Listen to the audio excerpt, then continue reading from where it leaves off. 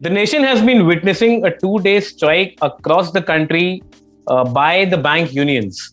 A lot of employees in the public sector banks are worried that privatization will not only cost them their jobs and their salaries and their savings, but also it will be a great debt on the ordinary taxpayers of the country, the small lend seekers, the small people who want to seek loan from the banks. If the government encompasses privatization of the banking sector in this country, very little will be left for the common man, especially in tier 2 towns, rural towns. वो छोटे छोटे लोग जो भैंसों का loan लिया करते हैं, वो छोटे छोटे लोग जो ठेले और रिक्शा लगाने का लोन लिया करते हैं, उनका अस्तित्व खतरे में है. हमारे साथ आशीष सोना है जो जुड़ रहे हैं. आशीष जी नमस्कार. How do you see this banking strike by the employees, and what do you gauge? What are your sources telling you? What are your people telling you about this banking strike, which has been in rage so far? See, Abhinavji, 2020 was the COVID year, as we all know, but towards the end, we saw a massive revolt by the farmers. Farmers' strike was happening, and people thought, oh, this is about farmers. They don't understand anything about what government is trying to help them. Now, fast forward 3 months later, 2021, हमारे और आपके जैसे लोग, मध्य वर्गीय परिवार के लोग जो बैंकों में काम करते हैं और सेक्टर्स में काम करते हैं, अब उनमें कई ऐसे संगठन हैं जो अब स्ट्राइक पे जा रहे हैं. हमने देखा 2 दिन की स्ट्राइक थी नेशन वाइड बैंकिंग की. काफी ट्रांजैक्शंस, गवर्नमेंट के ट्रांजैक्शंस क्रिपल हुए. काफी सारे चेक्स क्लियरिंग में प्रॉब्लम हुआ. करीब 17,000 करोड़ के करीब चेक एक पहले दिन में रुक गए थे. उतना ही अमाउंट अगले दिन का होगा. तो स्ट्राइक क्या इंडिकेट करता है कि public mood, working class is not happy at all with the kind of steps being taken around him, which is directly impacting his livelihood in the organised sector. This is no longer about those faceless rural people working in farms and fields. Now this has come to the doorstep of yours and mine house. And that is the overlying mood. So सिर्फ ये bank का बात नहीं है. बहुत सारे महकमे हैं, बहुत सारे डिपार्टमेंट्स हैं, बहुत सारे गवर्नमेंट के कंपनीज हैं जो एक के बाद एक लाइनअप पे लगे हुए हैं. इनफैक्ट बजट स्पीच में इन्होंने आधे दर्जन कंपनियों के नाम बता दिए थे. डिसइन्वेस्टमेंट होगा, किसी का प्राइवेटाइजेशन होगा. मुद्दा यही है from public perspective, who is employed, what happens to my job in a day and age when jobs are getting lost like left, right and center. Unemployment level is at an all time high. ये गुस्सा है, ये गुस्सा आप सड़कों पे दिख रहा है, गुस्सा स्ट्राइक्स में दिख रहा है. बट आशीष, देखने वाली बात ये है कि बहुत ही क्लेवरली गवर्नमेंट ने, गवर्नमेंट का जो इंटेंशन है, जो अगर if I quote the finance minister, then she says that the employees' interest will be kept in mind. They will be protected. Their salaries, their pensions, everything will be protected. But we'll come to that part later, because we have BSNL and MTNL in front of us as an example how their employees have been so far being taken care of. They're still struggling to get their VRS conditions fulfilled. Having said that, let's focus on the banks as of now. आपको याद होगा IBC जब आया था तो बहुत ज्यादा तारीफ हुई थी कि मतलब ये एनपीए एड्रेस करेगा, जो डिफॉल्टिंग इंडस्ट्रियलिस्ट हैं, they will be booked. But having said that, a lot of industrialist have also taken a toll of IBC. और अभी if I quote some figures, corporate tax collection जो government का था 18-19 में, that was around 6.6 lakh crore. In 1920 it came down to 5.56 lakh crores, and in 2021 it is down to 4.46 lakh crores. Now it has been considerably coming down. तो जो government का intention है, जैसे कि आपने कहा कि एलआईसी को डाइवेस्ट करेंगे, आईपीओ रिलीज करेंगे, देन इन दोनों बैंक्स को बेच देंगे. भाई बैंक रिलीज आप बेच देंगे, पर उसके बाद उनके एनपीएस का क्या होगा? जो गवर्नमेंट हेयर कट का वो देती है, उससे lot of employees are also worried that this is like selling the national assets to certain private players. जी, तो इसकी शुरुआत आईबीसी आपने कहा है, लेकिन हम इससे पहले जाते हैं. 2014 में रिजर्व बैंक ऑफ इंडिया ने एक पीजे नायक कमेटी बनाई थी. ये नायक साहब वही थे जिन्होंने एक्सिस बैंक का टर्न अराउंड किया था.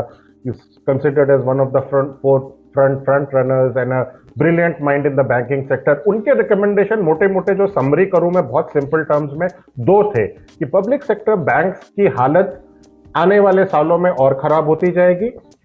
सिंपल टर्म्स में बैंक सरकार को हर बार उसमें पैसा इंफ्यूज करना पड़ेगा टू रिकैपिटलाइज, बिकॉज लोन्स की हालत, एनपीए की हालत, एम्प्लॉय टू प्रॉफिट सारा रेशियो खराब है, एम्प्लॉयज ज्यादा हैं, आमदनी उतनी नहीं है। बहुत छोटे छोटे बैंक जो छोटे छोटे राज्य, छोटे छोटे शहर, छोटे छोटे जिले कस्बे में उस तरह से नहीं परफॉर्म कर रहे हैं, गवर्नेंस के इश्यूज आ रहे हैं। तो दो रास्ते हैं, अब या तो आप इसको प्राइवेटाइज कर दीजिए धीरे धीरे करके, या फिर आप मूलभूत fundamental changes, you bring in fundamental changes in the entire setup, जिसमें बहुत वक्त लगता है।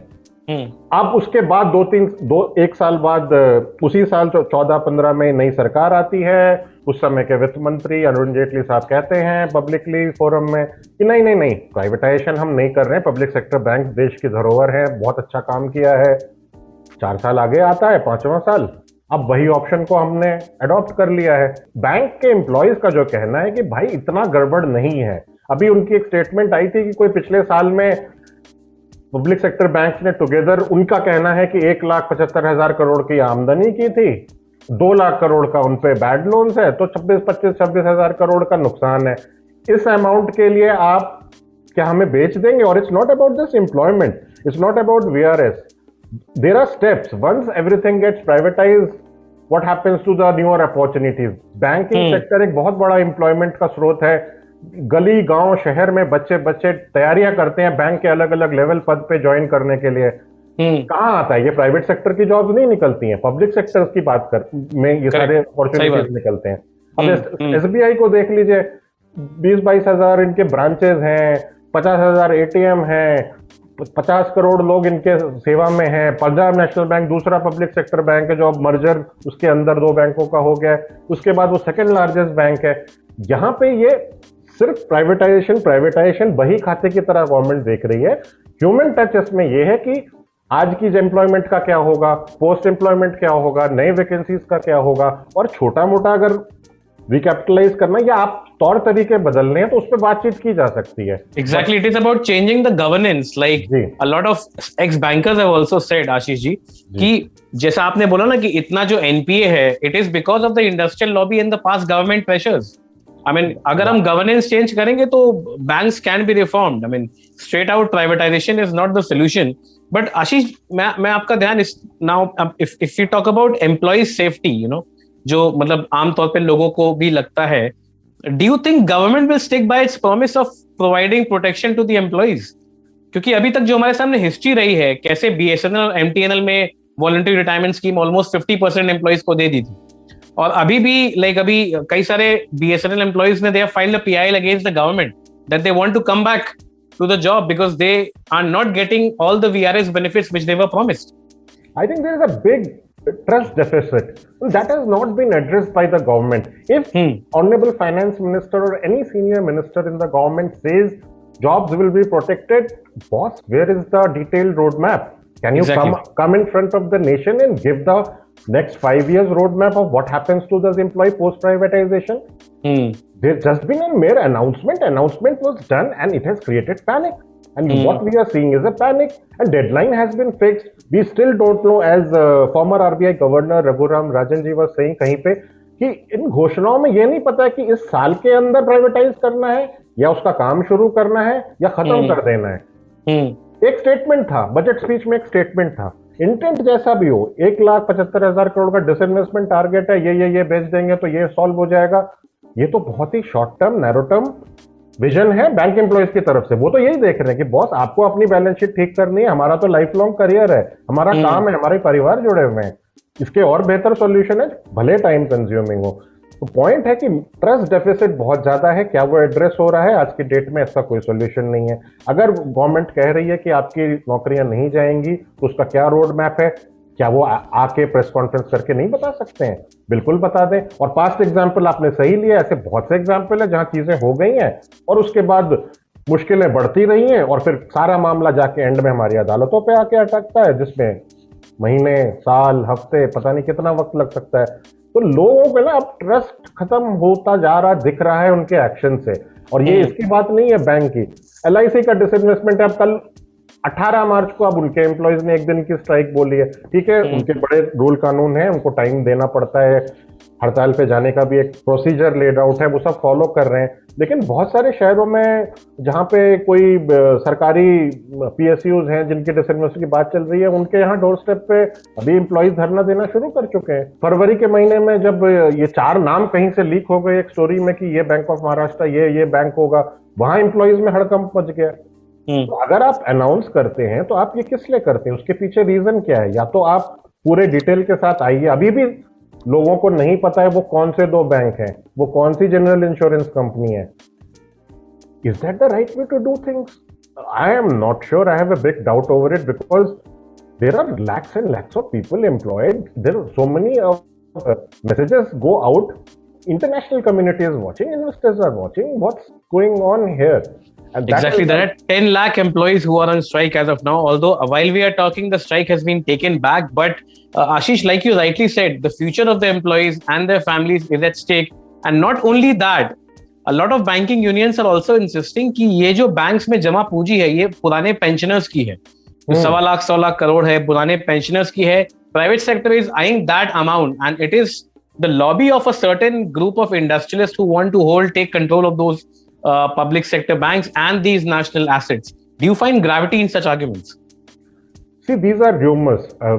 Let's face the facts together. Fact number 1, intent has been announced none less than at the level of finance minister in a budget speech to the whole world that this is going to happen. That's fact. Also the fact being, no names have been given. Why not? Why so secrecy? And if there was a secrecy or some procedural lapse involved, then wait for it. What is the point in announcing? Third, आपने speculation, ये speculation के rails में चल रहा है कि कुछ बड़े इंडस्ट्रियलिस्ट हैं, शायद उनको बैंकिंग लाइसेंस मिल जाएगा और उन्हीं लोग के हाथ दिया जाएगा। यही कुछ मुद्दा आएगा। आपको मैं याद दिलाऊं, एयर इंडिया का प्राइवेटाइजेशन जो यही सरकार लेके बैठी थी, फर्स्ट टेन्योर में ऐसे कहा था कि अरे हम निपटा देंगे, कांग्रेस से नहीं हो पाया, हम आएंगे, एयर इंडिया को प्राइवेटाइज कर देंगे, हम नहीं उड़ाना चाहते प्लेन। आज क्या हो गया? आज हम 7th ईयर में हैं इस गवर्नमेंट के, 6 साल पूरे कर चुके हैं। क्या एयर इंडिया प्राइवेटाइज हुआ है? नहीं। अब जैसे ही देखिएगा ये प्रोसेस क्लोज में आता है, वहां जो 20-25 हजार एम्प्लॉइज हैं वो भी स्ट्राइक पे चले जाएंगे, एक अच्छा खासा एयरलाइन उड़ता इफेक्ट हो जाएगा। ऐसे ऐसे बहुत सारे गवर्नमेंट के, मैं ये देख पा रहा हूं कि अगर क्लियर कट पॉलिसी लाने आपको करना है, रैशनल के साथ आइए, अनाउंस करिए, ट्रांसपेरेंटली सब कुछ सामने रखिए, बात करनी है बात करिए, टाइम बाउंड करना है टाइम बाउंड करिए, ऑनेस्टी रहेगी, ट्रस्ट रहेगा, लोगों को पता है अगले 5 साल मेरी जॉब नहीं जा रही है, इन 5 सालों में सपोज प्राइवेटाइज होंगे तो इतनी इतनी वैकेंसीज भरते रहेंगे।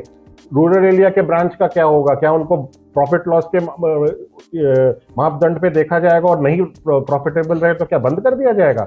अब आपको एक आंकड़ा देता हूं, पिछले 20 साल में on the aspect of loans disbursed, public sector bank 2000 के वर्ष में, RBI की रिपोर्ट है, 80% शेयर था उनका लोन्स देने में, प्राइवेट सेक्टर का 12%, 12.5% था। 2020 में वो 80 से घट के 60 पे आ गया है, 60 से भी नीचे थोड़ा सा चला गया है, और प्राइवेट वाला 36% पे पहुंच गया है। ऐसा ही डिपॉजिट्स का केस है, 80% अब 60 से कम पहुंच गए हैं। पब्लिक सेक्टर बैंक का एक माने ना माने बहुत बड़ा योगदान रहा है इस देश की अर्थव्यवस्था को स्टेबल रखने में, 2008 क्राइसिस अवॉइड करने में बहुत बड़ा हाथ था पब्लिक सेक्टर बैंक का।